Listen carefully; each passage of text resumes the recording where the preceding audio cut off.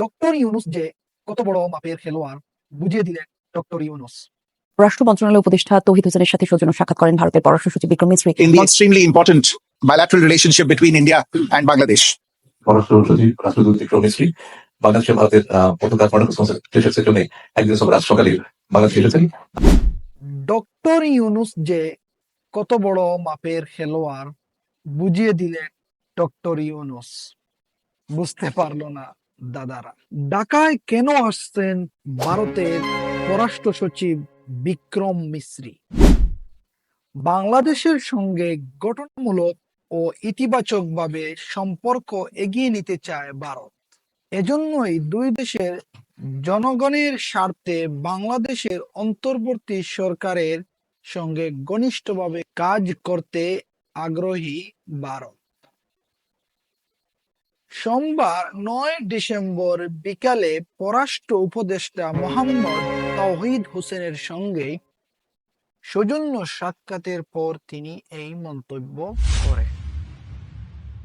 এইদিকে আবার বাংলাদেশের পররাষ্ট্র সচিব জসিমউদ্দিন বলেন, সাবেক প্রধানমন্ত্রী শেখ হাসিনা দিল্লিতে অবস্থান করে যেসব বক্তব্য রাখছেন তাতে বাংলাদেশের অন্তর্বর্তী সরকারের অসন্তুষ্টির কথা।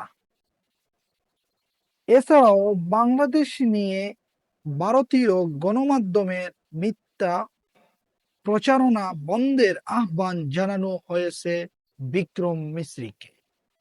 এছাড়াও আরো বলেন, বাংলাদেশি কোনো নাগরিকের কিছু হলেও সেটি বাংলাদেশের ব্যক্তিগত বিষয়। এ নিয়ে নাক গলানোর সুযোগ নেই, এই বলে দিল্লিকে স্পষ্ট বার্তা দেওয়া হয়েছে।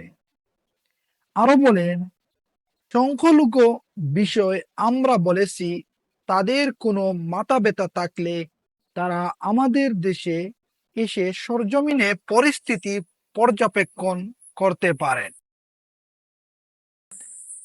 সংখ্যালঘুদের নিয়ে কি বললেন ভারতের পররাষ্ট্র সচিব?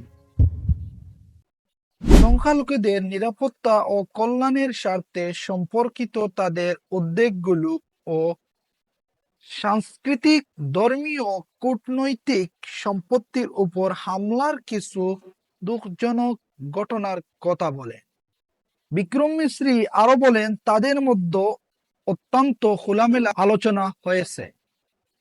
সে জোর দিয়ে বলেছেন, ভারত বাংলাদেশের সঙ্গে একটি ইতিবাচক পারস্পরিক সম্পর্ক চায়। অতীতেও দেখেছি এবং ভবিষ্যতেও এই সম্পর্কটিকে একটি জনকেন্দ্রিক ও জনমুখী সম্পর্ক হিসাবে দেখতে থাকব, যেই সম্পর্কের কেন্দ্রে থাকবে সকল মানুষের কল্যাণ।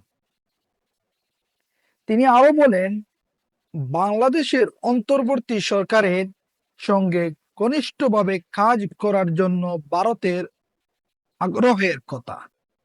একই সময়ে আমরা কিছু সাম্প্রতিক পরিস্থিতি ও সমস্যা নিয়ে আলোচনা করার সুযোগ পেয়েছি। ধন্যবাদ ডিএসকে টিভির সাথে থাকার জন্য। আমি শামসুল আলম।